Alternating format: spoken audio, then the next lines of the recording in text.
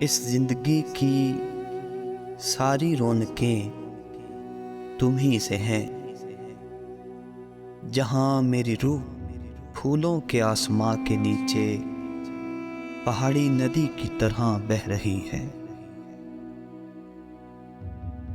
اس طرح کی خوبصورتی کو دیکھ کر میں یہ توقع کرتا ہوں کہ میری روح کا درد کچھ کم ہو جائے گا۔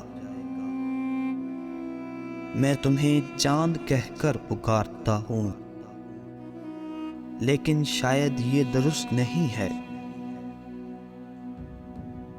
کیا کوئی چیز تمہارے جیسی بھی حسین ہو سکتی ہے؟